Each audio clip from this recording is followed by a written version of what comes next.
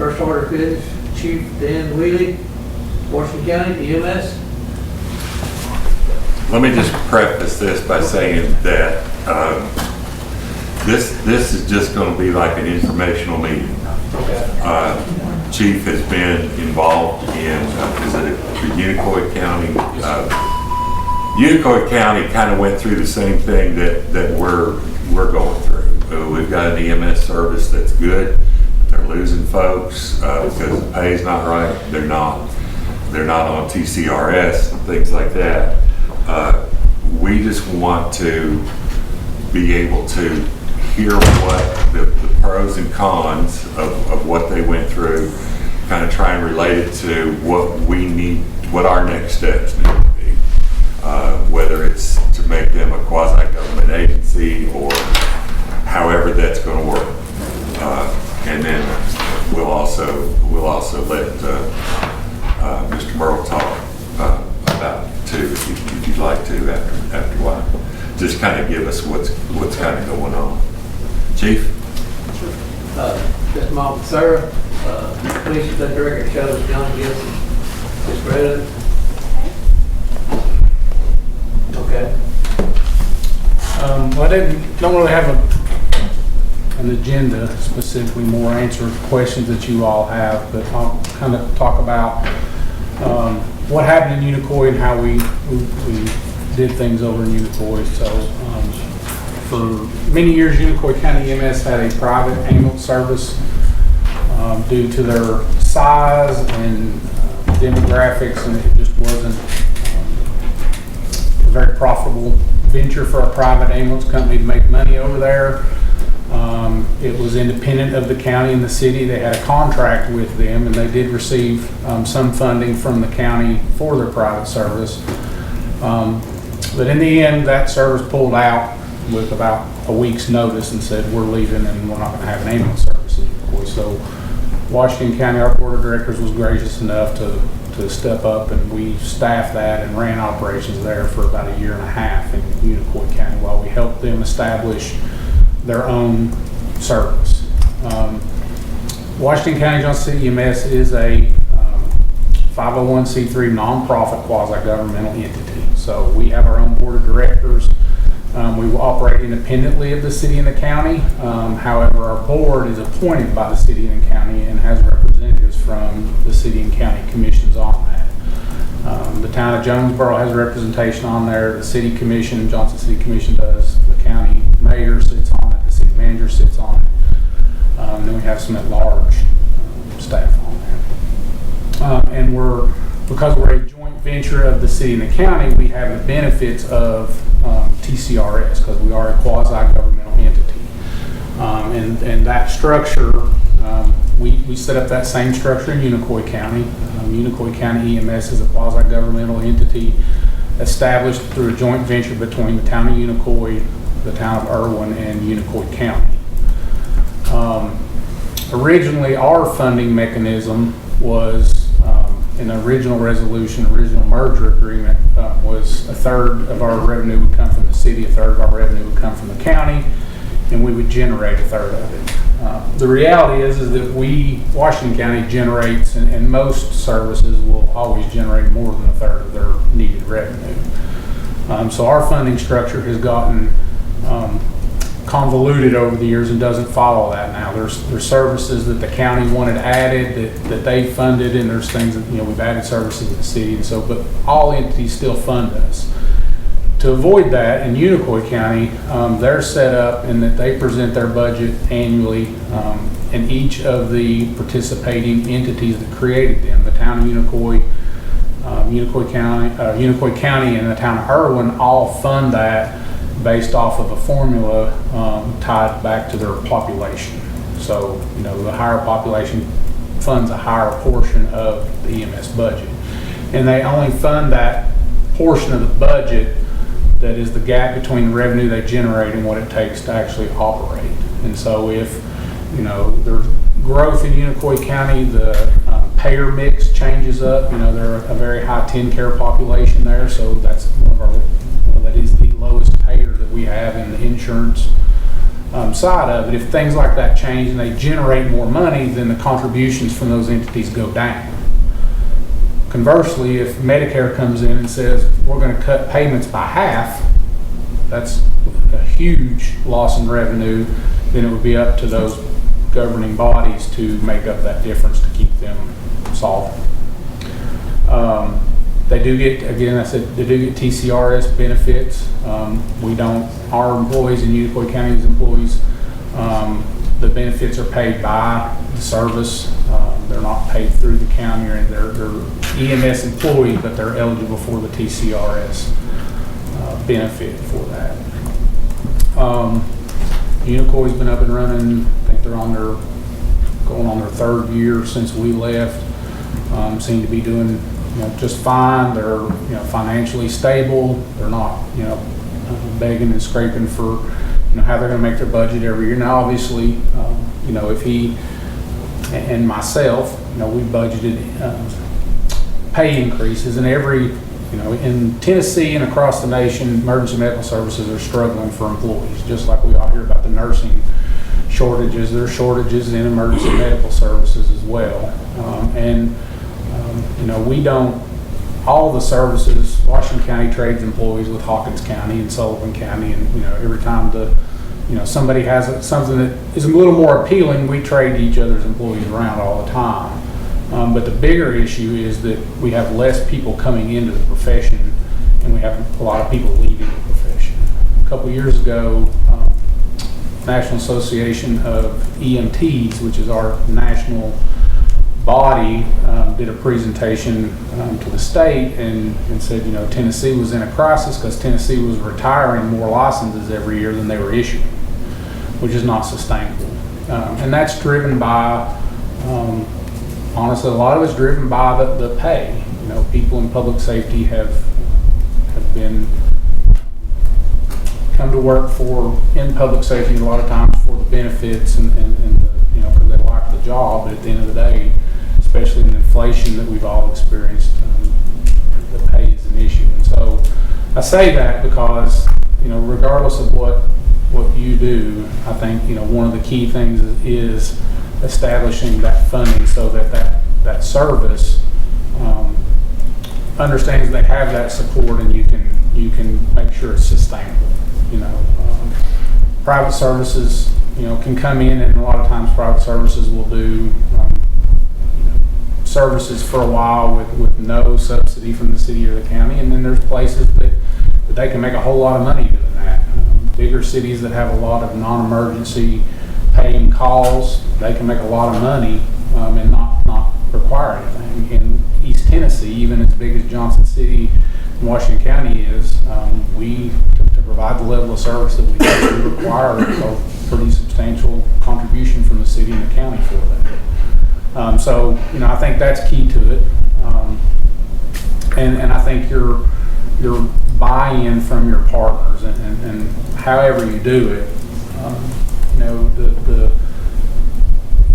people ask me, well, do you work for the mayor? Well, not directly. I report to the chairman of my board. He's my boss. The mayor can't fire me, but the mayor sits on my board. So, he directly can't fire me, but he can sure influence what I do. Same with the city manager. Every time I talk to the city manager, good morning, boss. And she's like, well, I'm not your boss, but she is, because I work for the community. And so having, buy-in from you all or whoever you partner with, if you do a joint venture with other municipalities, I think having representation and buy-in from them that they are part of this organization. It's not just a third-party organization out there that we contract with. It's part of the county. It's part of the town, city of Rogersville or whatever. Is really important for the stability of it in the long term. Unicoi County was, because it was a private service that left, we started from scratch, so we had to create a new entity, had to create articles of incorporation, all that stuff, file, do all the work with Medicare, Medicaid, and apply for all that. And I'm not an attorney, so I can't give you advice, but there should be a way, since you already have an entity, that it should be easier not have to go through that, and, unless you completely dissolved what is here now and started something new, changing names and structures and things like that, all of those types of things that take some time should be much easier with a restructure versus starting something from scratch.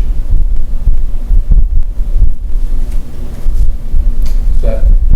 Yeah, and I've got some questions, but you all fire away. Any questions? You talked about the board of directors.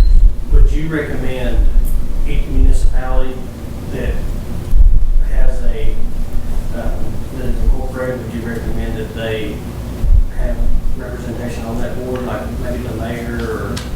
I would. I think that's part of the buy-in of the supporting entities.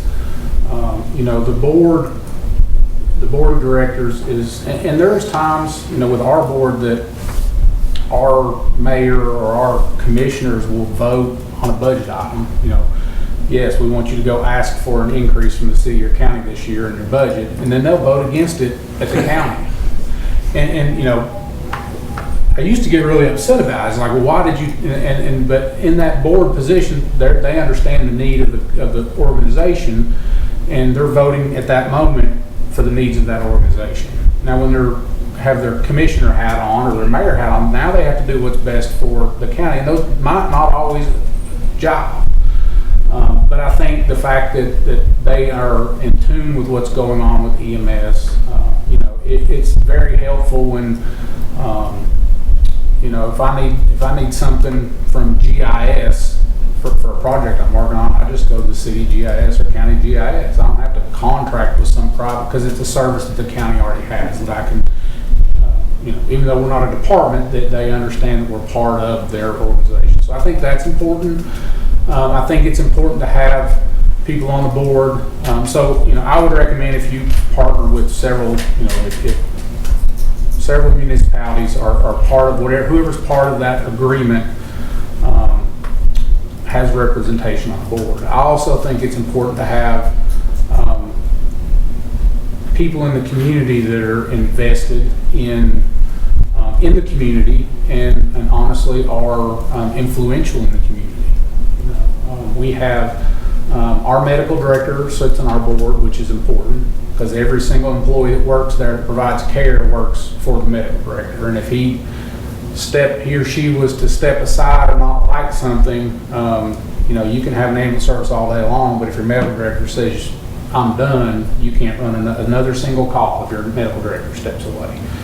So I think it's important your medical director is part of your board to help guide. And it also helps when, when I'm in there saying, I want to buy ventilators that are $30,000 a piece and I need these, he can help explain the need to the board for those things. We have a city resident at large that has to be a healthcare professional. Just says they have to be a healthcare professional, and it's a nurse that sits on our board. We have a county at large individual that sits on our board that is a healthcare professional and happens to be a physician. We have a at-large position that's appointed by the city that has to have a business background. So I have a banker that sits on the board. And it's nice because when we present financials to the board, you can always count on the banker asking questions that nobody else asks. And then, so they have that background. And he gives us a lot of advice about, is it better? 5 years ago, it was better for us to borrow money to buy ambulances than to spend our own because interest rates were so low, and then so he helps with those kind of guidance and decisions and things like that. I think those are the things that you want to look at in a board is the makeup of the board that's going to ensure the success of the organization. I've been around boards in the past that they're there just to protect their interests. And again, as a county mayor or a county commissioner, you know, at the end of the day, when you have that hat on, your job is to protect the interests of the county. But you also have to, as that board member, look out for the board and what's best for the organization. And so I think, you know, the success of your organization is key to a lot of how your board's made up. Let's stay on boards for just a minute, if y'all don't mind. I want to jump in here. Jason, it's made up of who now, your board? It is mostly consists of rescue squad members. Okay. You say mostly, is there anybody on there that's There not? are two that are not affiliated with the rescue squad, and that is the ER charge nurse. Okay. And the director, I think it's titled Director of Nursing at the hospital. Okay. We've got a unique situation, Chief, you probably know. EMS was basically a spinoff of the rescue squad years ago. In fact, I was on the rescue squad when it started happening, and I just I didn't keep much track of it from there. But would we blend in with that board, or would we start a whole new board, or how would that work? I think you've got a good point about it being very diversified. And one of our board members is one of our volunteers. So, you know, go back to 1980 when we were created, there was the same thing. We had the Johnson City Rescue Squad, we had the Jonesboro Rescue Squad, we had about 5 different rescue squads. And then we had the Ambulance Authority, which was at that time, a private ambulance. And so part of this joint venture was a merger of those rescue squads and the Ambulance Authority together. And so we still have volunteers underneath our corporate umbrella. We still have a volunteer division underneath our rescue squad, and they have a member that sits on our board to represent their interests. How that would be restructured, you know, I think that from the legal standpoint, you're going to want to have some type of interlocal agreement to create an entity, whatever that is, and through that, then those interlocal agreements, I would think that part of that agreement would be an agreement with I guess is the ambulance service would be with that board. And then so you'd have to get that board to agree to this new entity, still the same name there, but with a new structure and a new board. Okay. This interlocal agreement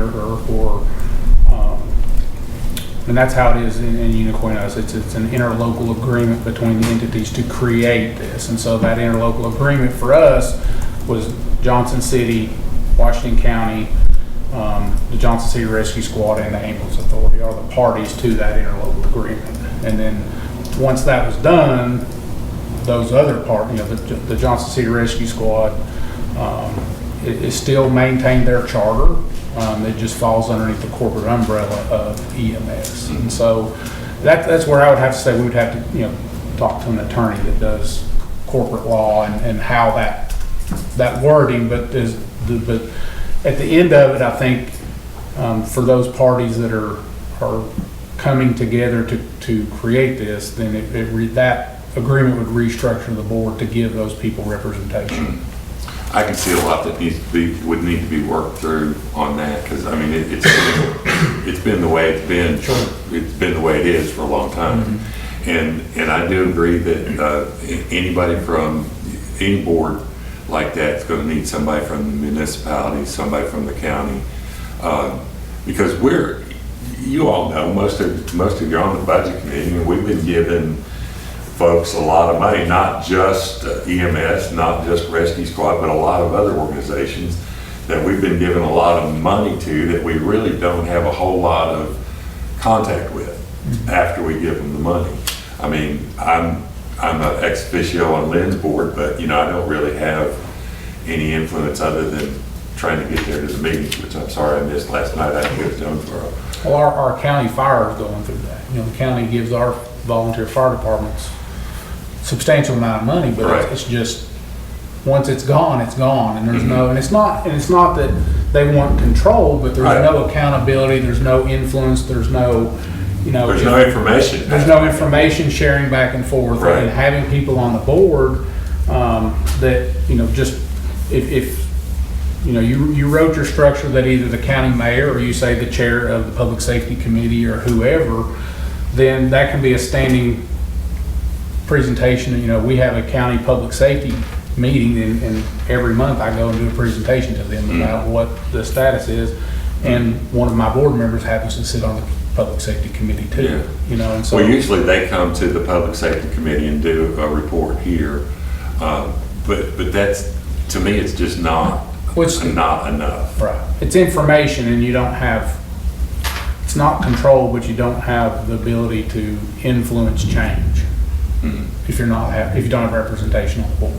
So when the standalone company moved out of Unicoi, and they gave you, what, week's notice, 2 weeks notice, whatever, they were left completely without equipment and everything else, is that correct? So how did they go about building that back up? So when we took over, obviously we provided equipment and everything until that, and then they worked with Senator Crow and got a grant through the something development district. But that Senator Crow helped them. They got a grant to buy their first 2 ambulances. Okay. And then we sold them one of our older ambulances as a spare, as a backup. And so that's how they started. So their first 2 ambulances and all equipment for those ambulances were funded through that grant. Supplies, uniforms and things like that was the county and all those municipalities gave them, you know, we helped them develop a budget and said this is what it's going to take this year to buy uniforms, pay insurance, all that. And the good thing is we were already there in billing, and so when they started, you know, there was a cutoff date, August 31st, and you know, when they started running calls September 1st, they were already billing for those calls, and so there wasn't a huge gap in that revenue. And what there was, the startup costs were built into the budget. That was part of their first year appropriations from the city and the county to get that started with uniforms. Jason, I know you're short people, but are you short trucks still or no? No, we've got 11 trucks. Okay. They're starting to get high mileage on them again. Yeah. But as far as units, we've got the units right now. So we're kind of, you know, we're at an advantage there, but still disadvantages come around is that, you know, how are we going to restructure that board? Who's going to be responsible for funding? Things like that. You know, it's become quite obvious that we have to do something. And I'm not sure what. And you said that their TCRS contributions are paid through the service and not through the county? Correct. So the part of their annual budget, you know, their payroll, part of their payroll cost, their fringe benefits is their TCRS. And so, you know, that's built into the overall budget, and they pay that directly to TCRS themselves. They're not. I had talked to several folks and they expressed concern that TCRS wouldn't want to take that kind of an organization on because the revenue is not consistent. When we started Unicoi, we sent the structure, the interlocal agreements to TCRS, and there's a couple of documents. The big one was the interlocal agreement, and I think the bylaws of the organization that set out the board of directors and stuff like that to TCRS and said, is this eligible for TCRS as quasi-government? And they sent it back and said yes. Okay. And so, you know, same thing here. I would make sure before the drop dead date, you promise everybody TCRS that you know, we would have that conversation with TCRS, send them the documents, and I'm happy to share all that stuff. That, you know, I've still got all the documents for the startup of Unicoi County. So there's lots of examples of bylaws and interlocal agreements and things that outline all of that.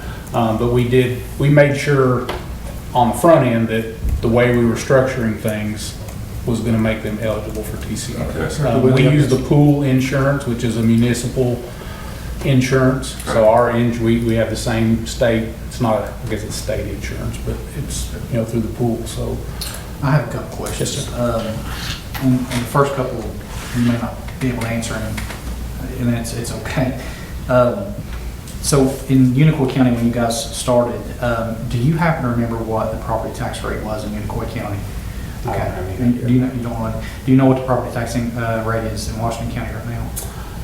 I don't. I know that last night they passed an increase at the city, and the county's proposing an increase this year, but I don't know what the rate is off the top of my head. I can get that for you. No, I didn't expect, I just curious. I'm the budget chair, so Yeah. we're trying to think I don't know. And frankly, I think Unicoi is a better, and I'm happy to share all of our stuff, but we're unique in we get a lot of money. I get $2 million from the county and a little over $1 million from the city. But we provide 8 full-time paid rescue trucks throughout the county. We do firefighters in the volunteer fire stations that drive the fire engines, and so there's a lot of direct costs that there's no reimbursement for that those entities fund. So I caution people when they look at our, I've had other services go, well, here, look at Washington County's budget and how much money they get from, and why aren't you funding us? Well, you got to look at what they're paying for too. Sullivan County, the mayor, Sullivan County always tells my mayor, well, I don't have to fund EMS, it's self-sufficient. And I have to tell my mayor, he's not paying for 8 full-time rescue trucks, and he's not got 20 staff in addition to those ambulances that he's paying for that don't generate any revenue. So. Right, and I guess the question I was asking is, once Unicoi County became quasi-governmental, once Washington County, Johnson City EMS became quasi-governmental, did it create a situation where you either had to implement a tax increase or you had to reallocate whatever assigned rate was that you have to reallocate to be able to cover that? I guess They did not, Unicoi County and Irwin did not do a rate increase for that. It is and in Washington County, it's a special appropriation, so we don't have a penny of the tax specifically designated to us. It's a quasi-governmental. As a quasi-governmental, we're under special appropriation, so every year we have to go back and present our budget, and that they could come up with our budget. They could come up and say, we're not going to fund you anything, we're going to cut you.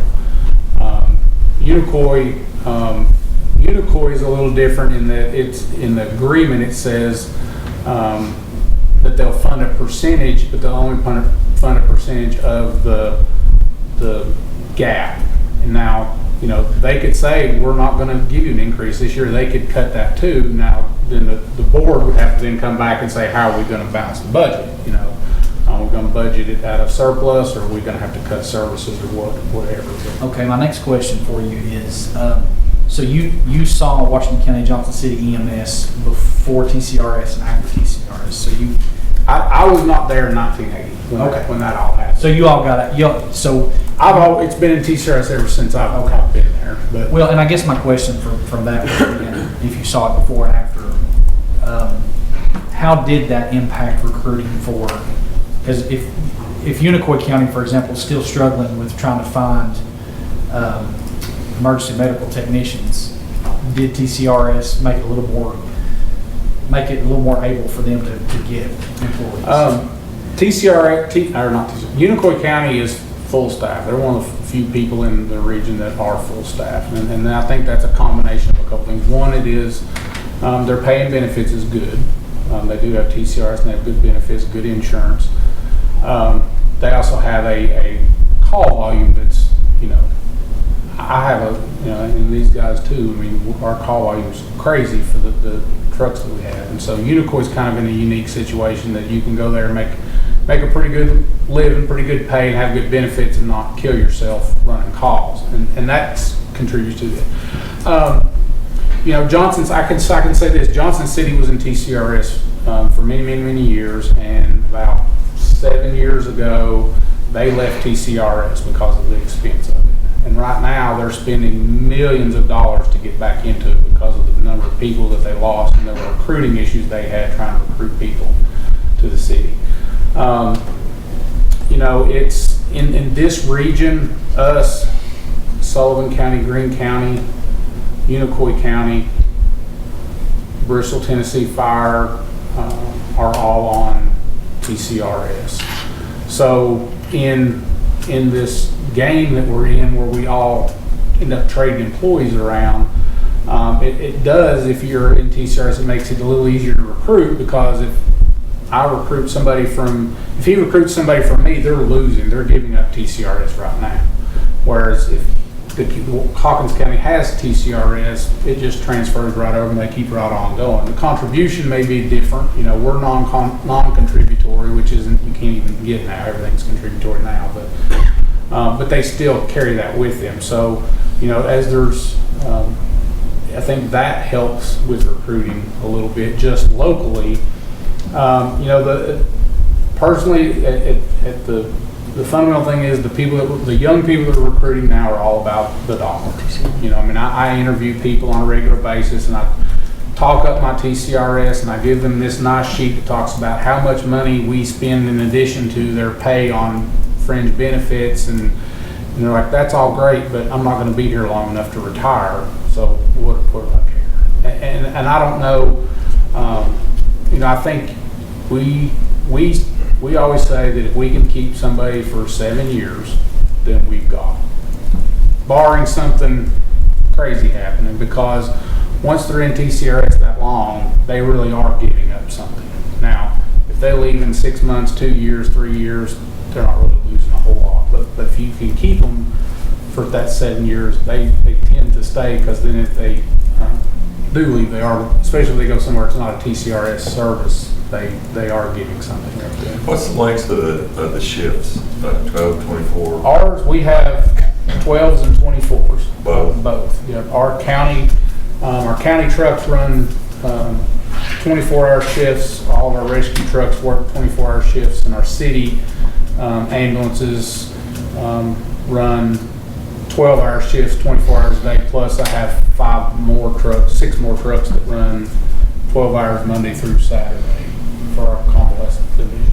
Okay, my last question that I have, when Unicoi was getting started, did you guys compare what it would take to just make them a government agency, just make them part of Unicoi County government versus a quasi-governmental entity? We did. We looked at it. There wasn't I think the negative part of that for the county and the mayor was that then it would be 100% funded by the county, and by doing a joint venture, they shared the expenses with the other cities. Now, in your case, you'll have to convince, the other municipalities have to have buy-in to it, but that was the desire, or I guess the appeasing part of doing it the way we did, was that then they all shared in the expense of providing that. Jason, I should know this, but do you get money from Rogersville, Warrensville? Yeah, no, not at all. Have you talked to any of their student mayors? No, like I said, this is just that's honestly something I hadn't even thought about until just now. Right. Which, by the way, I want to say I appreciate it, Kevin. I know you drove kind of a long way to just come to the government meeting, which you have to go to all the time. You didn't have to come to this one, so I appreciate it. People ask why we did what we did in Unicoi County, and when I left the office today, I was like, why are you going down there? And I told them I was going down there to talk to public safety. But, we all the services in Northeast Tennessee have a very good working relationship. And the success of any of us is really based off the success of the others. EMS is a very unique field in that we bill for services, but we don't really make money off of those services. And there's always everybody thinks EMS is all about emergency calls, but a large volume of our call volume is non-emergency calls. Dialysis patients that are bedridden. Well, that non-emergency call to them is just as important as the call for the guy that's having a heart attack, and we have to provide those services. As a private service, that's the paying calls. Those are, when somebody calls 911, we have no idea what kind of insurance they have. They could have really, really good insurance, but have a $2,000 out-of-pocket deductible. Well, chances are we're not going to collect that. We're just not going to collect that money. And so so on the 911 side, you never know what you're getting paid for.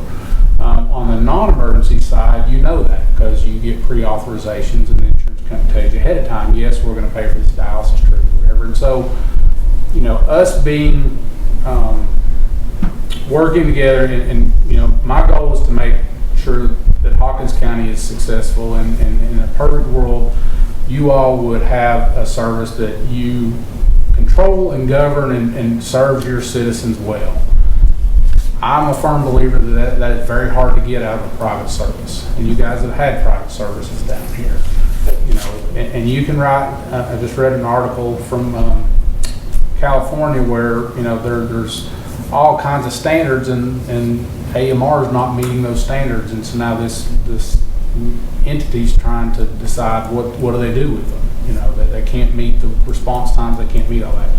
So I feel like you having control, having buy-in, having some financial skin in the game makes your service stronger, makes Hawkins County a strong partner, which keeps me sound too, because I don't have to compete and worry about rural metro coming in or some private service coming in and trying to pick paying calls out of my county, and leaving me with the non-paying calls. And so, you know, it's not about making money. We're a nonprofit. It doesn't mean you don't want to make money, but the more money I make, the less burden there is on the community and less burden there is on the municipalities. And so if somebody comes in and threatens that, in order for me to continue to provide the 911 service that I do, it would cost the city and the county more money. So we're even franchised in Washington County. We have an exclusive franchise, and nobody can do point-to-point transports inside our county except us. And that's to protect the taxpayer. Do you or Unicoi County, either one, use a collection service? Yes, we do. Both of them? Mm-hmm. We do, and we have a collection service. We have a charitable write-off, and so we have guidelines that follow the poverty guidelines. And if you fall, you know, you can apply for it, and you have to show your proof of income and expenses and stuff like that. And if you fall within that, then we write those off and don't send those to collections. But if you don't, then yes, we do send people to collections. Do they have a fairly decent rate? No, we write off $1.4 million a year in uncollectible bad debt. I mean, it's, you know, it doesn't cost us anything if they don't collect it. Right.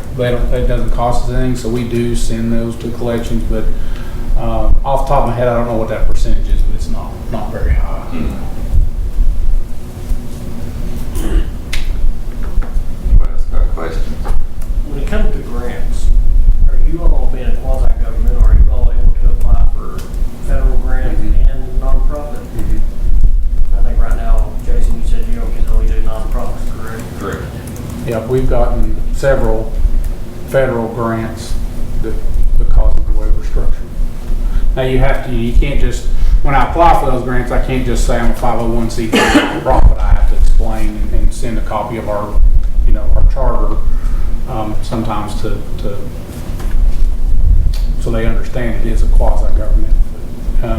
It also helps us, you know, ARPA money, you know, with all this ARPA money, we got new power load cots and power cots and power load for our ambulances out of the ARPA money from the county. And the only way we were able to do that is because we were quasi-governmental. They couldn't have taken county money and funded those grants if we were a private or just a 501c3.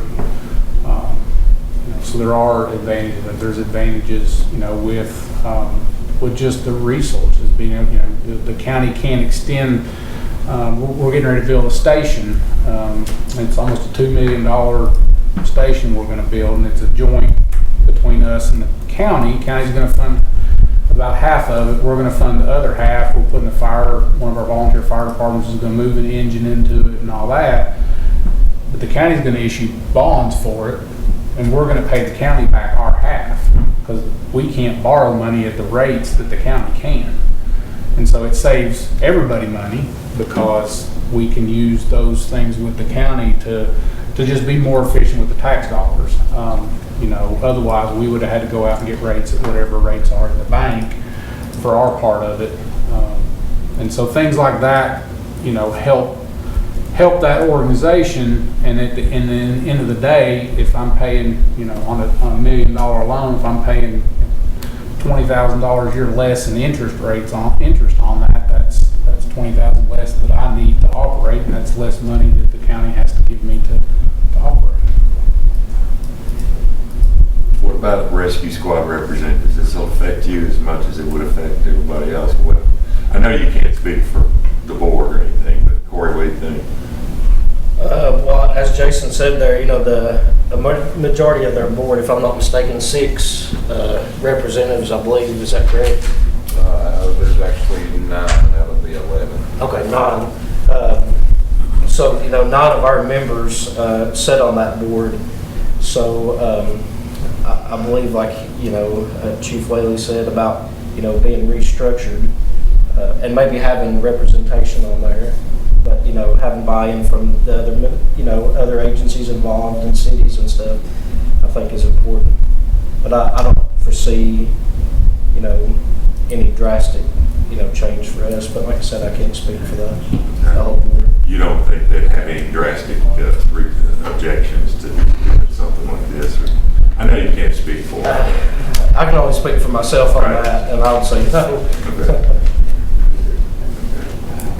John, you got anything? I can't speak for anybody else either. About the EMA folks, you all got anything to add? Randy, Josh? We're all right now.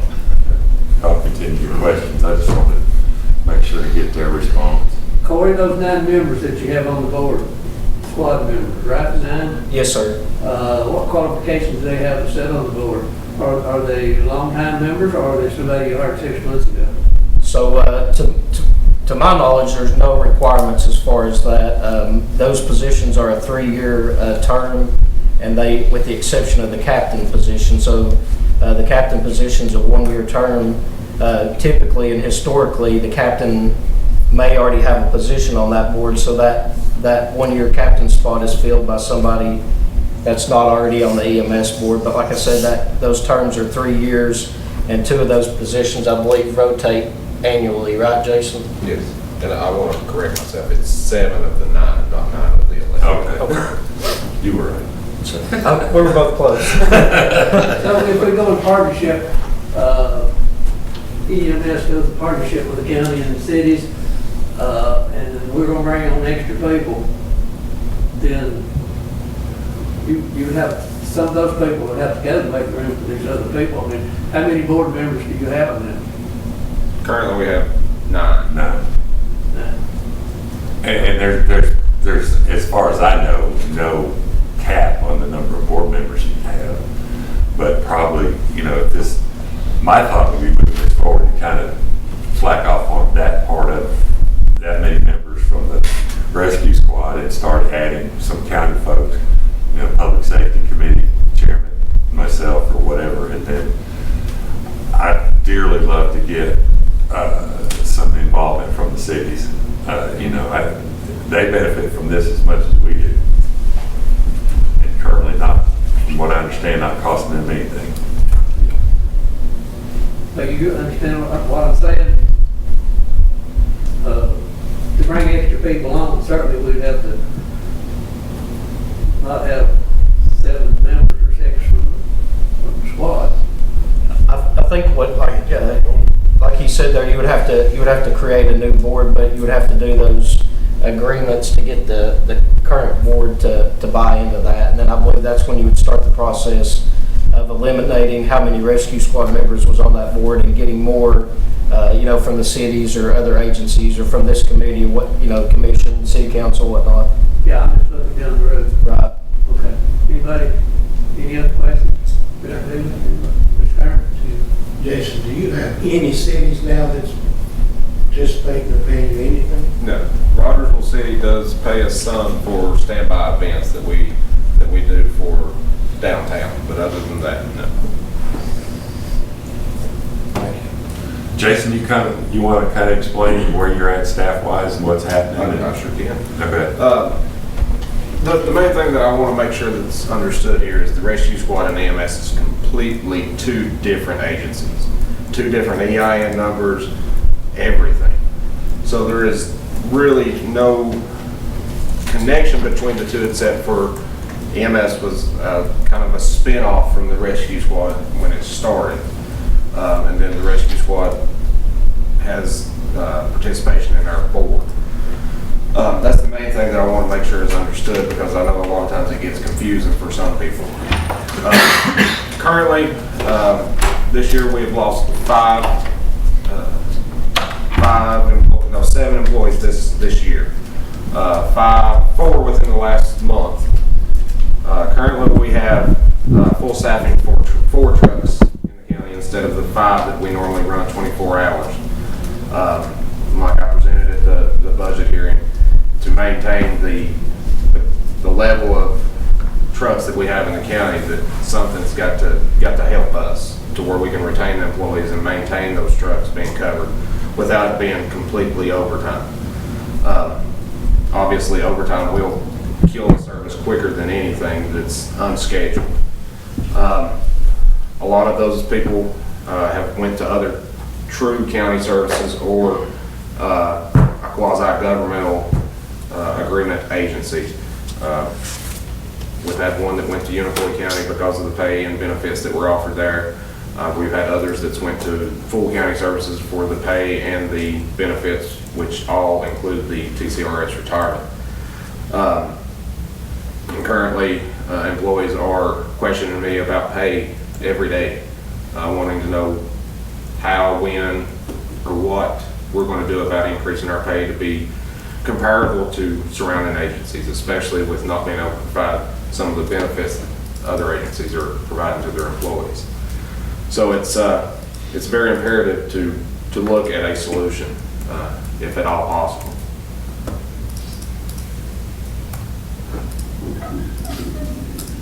Randy?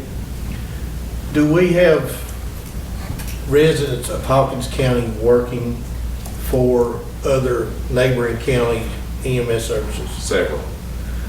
Is it a possibility that if the pay and benefits were equal or better, and the equipment was as good and so forth, that they would come home to work? I feel that there's a very good possibility. So I mean, if this goes through, if this changes, then the possibility of you having enough staff greatly increases. yes. I worked in Sullivan County for nearly 20 years myself, and part of the reason that I left Hawkins County was for TCRS, to better pay, benefits, those types of things. You've got probably enough first responders, paramedics, EMTs that have left this county to actually fill the seats for an entire service. And something else, you know, the pay, the benefits is one thing that people leave for, but another thing that people do not look at in EMS is quality of life. With the amount of call volume that we have now, it's like Dan was saying, their city trucks are going to 12-hour shifts. They have to go to those things to provide quality of life for the employees that's working. You know, Sullivan County, for example, it wasn't anything for me to have to run 16 to 18 of the 24 hours. Sometimes it was a full 24 hours. There was no downtime whatsoever. I think the most I ever run was 23 calls in 24 hours.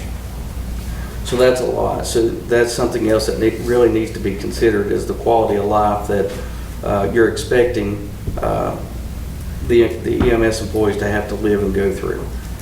So the hours worked, you have to keep track of the amount of calls run. How much time are they spending up at night? You know, you very well may have to consider doing alternative hours versus 24-hour shifts. It's not healthy, it's not safe. You know, as a matter of fact, in my opinion, it's a liability. When you're running these guys 24 hours a day, you're sending them down the road 70, 80, 90 miles an hour in an ambulance, you've got them in a missile. And there's studies done too based upon the amount of sleep loss. It's equivalent to a certain alcohol level. And that, you know, you can look at a lot of different cases where there's been accidents and things like that that's occurred. So there's a big liability. So pay, benefits, and you also need to look at the quality of life as far as the schedule goes. Yeah, what's your name for the record? My name's Josh Ball. Josh is one of the part-time EMA folks here in the office, along with Randy. Okay. I would just add, I agree with everything Josh said, and I would add to that stability. When people are looking at a service to go to, they're looking for stability too. You know, do I have a service that is, you know, financially sound, has good benefits, and it has the backing of the community they serve. And I think that's, you know, just from years, not as much, you know, recent times, but over the years, you know, there's with what you all went through with privates and stability, people left because they didn't know next week would they have a job or not, you know. And so an entity that's created by the local government, then that's stable. Everything can change. Our organization could go away tomorrow. If the city commission and the county commission all got together, they could abolish the organization, but it's not likely. But, you know, Unicoi County specifically went through 8 services in about 15 years, and they all pulled out relatively short notice. And so, you know, the stability add to what he said as far as, you know, pay, benefits, quality of life, and they want to work somewhere that it's stable and they're going to have a job. Director Merle, you said, if I remember correctly, that Medicare, Medicaid, TennCare, those agencies, they're paying like 40% of the total cost that it takes for y'all to go on call. Is that still right? Yes, based off what we charge versus what they reimburse, yes. So you mentioned the last time that there were supposed to be some discussions at maybe the federal, state level that they are going to adjust those pay ratios. Has that happened? No, we just, we had to submit our report the end of May. There is another 2 years of reports to be submitted before any. So none of that's going to happen for the near future. Yeah, this is our year to report, so we're just reporting on this upcoming fiscal year. So, you know, there's. Is that number similar to what you guys? About 40%. And there's nothing you can do about it. I mean, you know, I will give credit to the Tennessee General Assembly. They have done some things to help us to get closer to Medicare rates, because TennCare was woefully low. And there's some things that they've done that have helped that. You know, they passed a law a few years ago. They have to reimburse at 67.5% of Medicare. Well, but Medicare is reimbursing at 60% of what your charge is. So then you're getting 67.5% of that. So, I mean, but Medicare is our biggest payer. I would dare say they're your biggest payer too. And I think we will see some relief in that, but it's not in the short term. We're probably talking 5 years. 5 years from now, that'll give them this last year's reporting, and then they're going to look at all that data. And it's really about proving to Medicare that the cost of providing the services exceed what they're reimbursing. And I think once that data is in, it's certainly going to show that.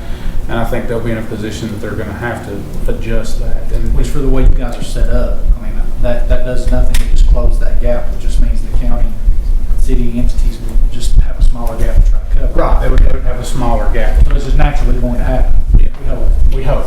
And you know, and it, you know, other than, you know, maybe not for us, it probably won't ever close it because we have a whole division that is completely unfunded. Now, I think Medicare is going to come back and say it costs you, you know, $500 to run a call, so we're going to give you $1,000 so y'all can get rich. They're not going to do that, but it certainly will help, and again, that will help close the burden on the cities and the counties for that deficit. I have a question about the time element and the fact that scenario that the green lights go for everybody. What are we talking about implementing a program such as this time? I think you're in a good position because you're not starting something new. You know, realistically, the time it would take, the longest part's gonna be the time it takes to pass through the commissions, to get it on agendas and pass that through. Once that interlocal agreement's written, they can file articles of incorporation or the change to the articles of incorporation on the state's website the next day, and it's done. I mean, The reason I asked that was for the way to let people know that we're working on something and not just put it off. I mean, I really think once everybody agrees to it, it won't take very long. I think, the time frame is going to be having those conversations with your counterparts at the other municipalities and getting them bought in, and then having a conversation with the current board of the needs and the desires and the benefits that, hey, if we're, we want to be partners in this, but if we're going to be partners, we want a seat at the table. And so to be partners and to provide some structured funding for the service, we need the board to agree to restructure, make us all partners in this. And once that's done, I think the changing the article, I mean, all you have to do is change your articles of incorporation and your bylaws to redefine what the board of directors is made of, and because the entity's there, you're just restructuring the entity. You're not creating something new. Thank you. So you're saying our next step should be talk to the municipalities and everybody that's involved? I would think that would be the next step, is reach out to your partners and whoever. I mean, you've got a lot of small municipalities. Reach out to them, say, this is what we're thinking. This is, and I'll share with you. And I'm sorry, I can't remember the name, but Mayor Evely said when we were talking about funding, he's like, there's already a state statute in place that talks about funding for things like this, and it's based on population. And so, I would talk to them about, to have what the citizens want, what you all want as representatives of the community. We have to have a good structure, and we have to provide some funding to them. You're already providing funding, and see if you can get them bought into that idea, and then talk to the board of the ambulance service now about it, and then it's just getting some interlocal agreements that yes, we're gonna, and then the interlocal agreements for Unicoi County, there's outs. I mean, everybody has an out. There's ways for them to. Now, it's not they can't, the town can't bow out June 2nd and just not send their money in. There's guidelines, but there's outs for everybody too. You lose your representation on the board if you leave and things like that. But I will say in Unicoi County, it actually was very good in bringing some people together from different boards, different commissions to the table and having some good conversations. And it's actually built relationships over there, even amongst the towns, because Unicoi County, they just opened a second station in the town of Unicoi, that the town took a building that they had and remodeled it for them, and they wanted a substation, and they did that for them. And so it's helped build some relationships there. Chief Russ, having gone through this process once with Unicoi County, and I guess your organization is a little bit different, but your organization in Washington County, Johnson City, is there anything you would caution us not to do, or would you do different? I think with Unicoi, I like to think we did it right. I think the funding mechanism was a big thing. And the reason I say that is because with us, it's always a fight when I go, not always a fight. In years past, it has been when we go to because the funding, there's not a set structure to our funding mechanism. And if you go all the way back to 1980, just say a third and a third and a third. And I would love for them to do that because I'd have all kinds of money, right? Because I can generate a whole lot more than a third. I generate, 85, 95%, 90% of my budget. But it gets convoluted because the county a lot of times will say, well, there's more calls in the city, so they should fund you more. And the city says, well, city taxpayers pay county tax dollars, so the county should fund it all.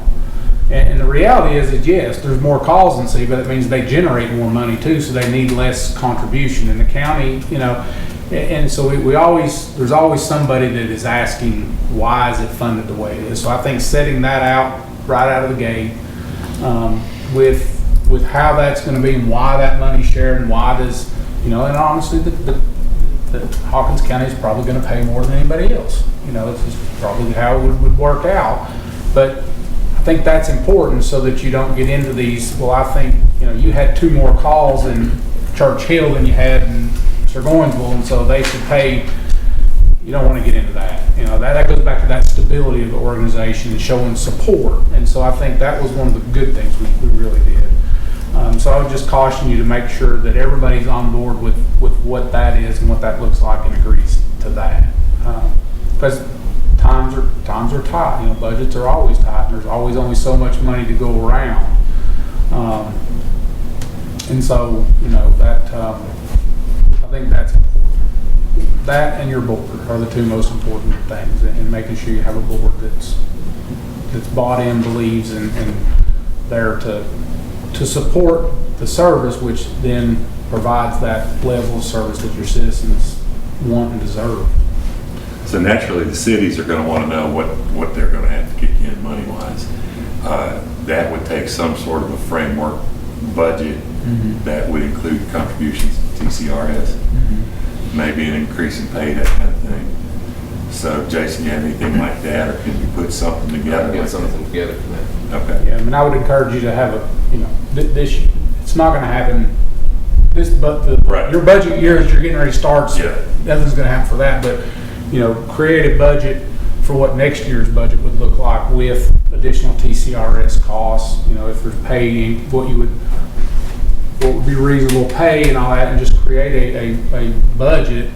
And then what that gap is, take that formulary that I can share with you, or whatever you come up with, and what that difference is what you got to figure out how to share between everybody. And that way, because that's going to be their question. They're going, well, how much are you talking about? Right. That's the first thing they're going to ask. And that should, and I'm happy to help you with that too. When they wrote up to a certain amount. Yeah, there's a yeah. It's not just open. It's not just an open book of you budget whatever you want to, and whatever the gap is, we're going to fund. It's not like that. There is a cap in it. And as inflation changes, things change, they may have to go back and revise those agreements someday to add for that, to adjust that. But once that framework's in place, that should be relatively easy. We've seen 20% inflation in the last 3 years, so everything, the cap, we've been at the cap for the last 3 years, and we can't. So then you go back and say, we need to increase this cap, and then they divide that up, Lynn, you see anything that is going to affect you all? No, sir. And I'll echo everything that everybody else has said. And even the question that Commissioner Roach asked, when I sit on the board as their president, we had a lot of in-county people that worked out of the county that said they would be willing to come back to the county, even at a smaller, lower rate of pay, if they could brought their TCRS with them. Yeah. So I think it would be very beneficial. I've got several employees that are Hawkins County residents. Yeah. I don't want to lose them. We may steal them back. I'll take them, but. Several years ago, I had a discussion with Jason about coming back myself, but again, that was one of the things. I was so invested in TCRS, just like Dan said, once you're past a certain mark, it's hard to leave that TCRS to come in. It's just not worth it at that point. We had him, so we're non-contributory in TCRS, which is not available anymore. And we had employees that went to Unicoi County that had been working in Unicoi County. We'd hired people to be Unicoi County employees when all this happened. Hired some of the ones that were there already, and so they became our employees underneath our benefits and everything for a year and a half. And then when the new entity was created and they transitioned, they just moved under them. And but they couldn't.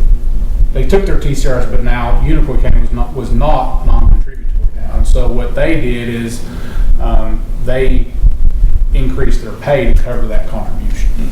So their hour, their gross pay, that it doesn't cost anymore, because whether I'm paying it to TCRS or paying it to you and then taking it from you to pay TCRS, it all comes out the same. But that's how we manage that, because they are contributory now, but their contribution is built into their benefits package, and then it's just a payroll deduction that goes to TCRS.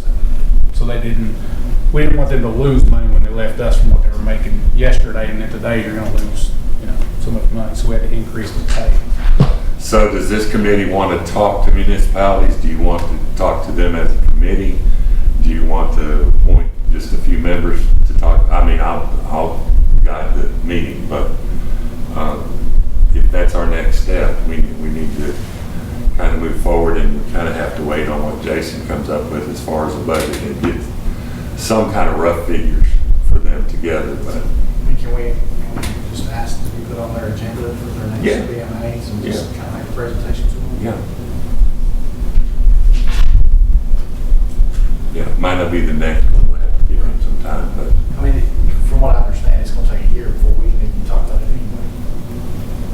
Well, not talk about it, a year before we can plan on doing it. yeah, the year before it's going to be fundable. Or you have to amend your budget. Everybody have to amend their budgets to do it. Is there a percentage of, so I mean, getting 5 municipalities to be on board with it in an ideal world is great. Is there a percentage of the municipalities which you would say this could still be successful even if some chose not to participate? Yeah, I mean, I think,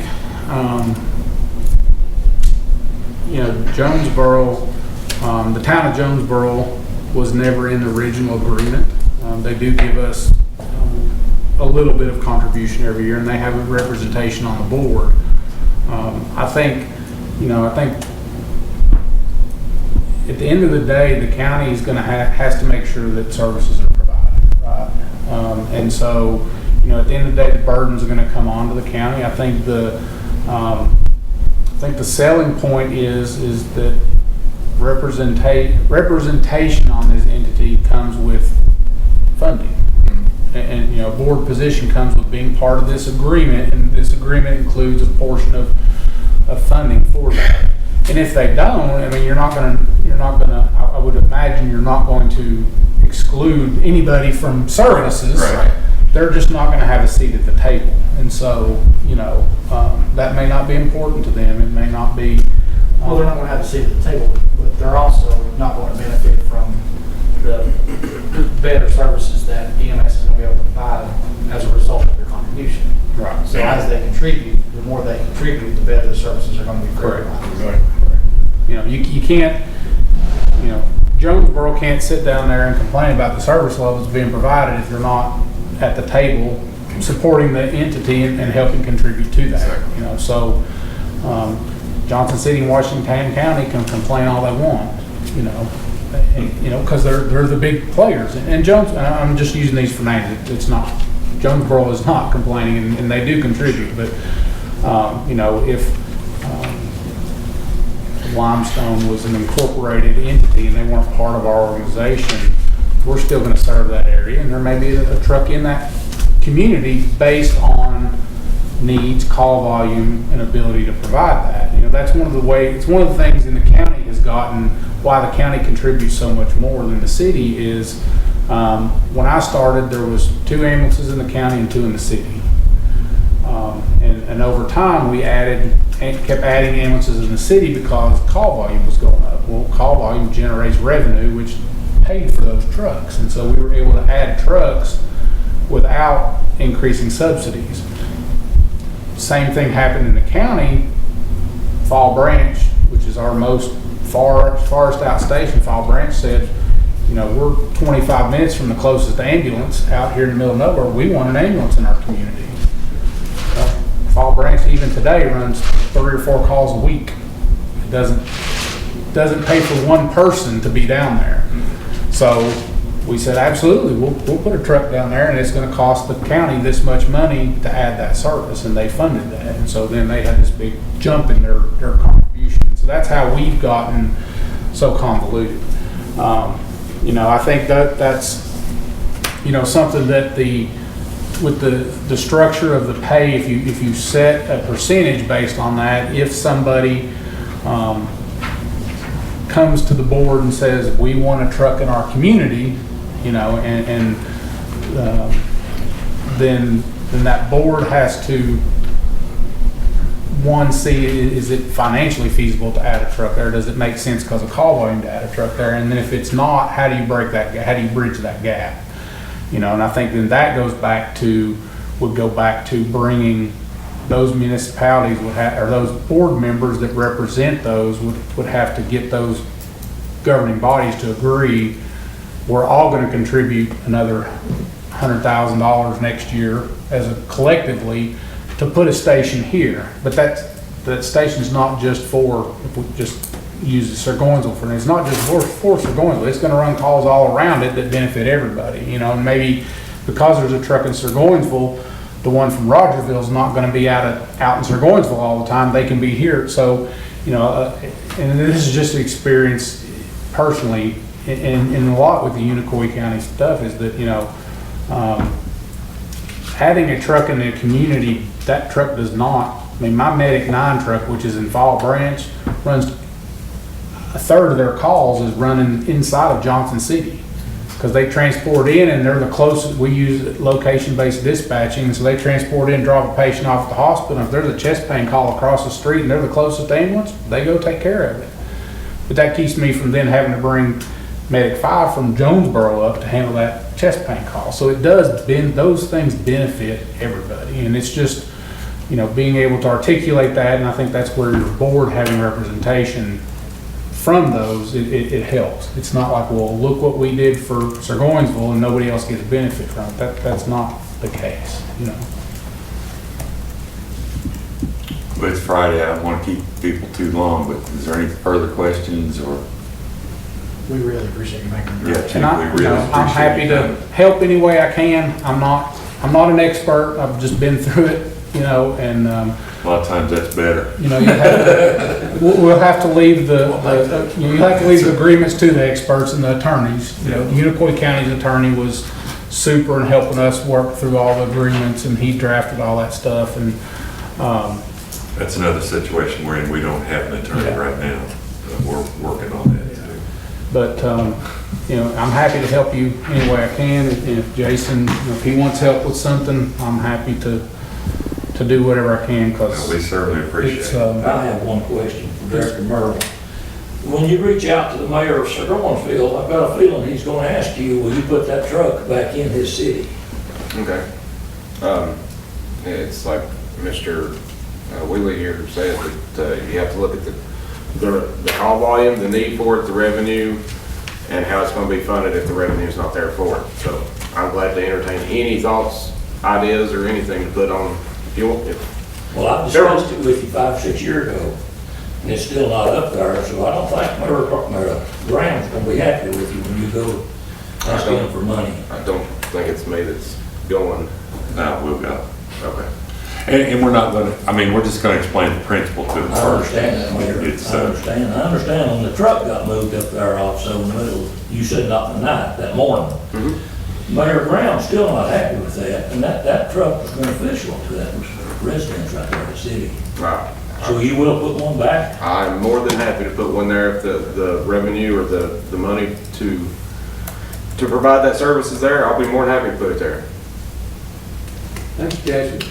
I'd like to say thank you to Mr. Wheeler. You certainly provided a lot of information that I personally didn't know about. I've spoken with the EMS personnel, and I'm convinced myself that it's time that we're going to have to face the facts. We're going to have to do something. I will be working with Mr. DeWitt and with you in this committee, and we'll see what we can do in the future. I hear a motion, Gary. So moved.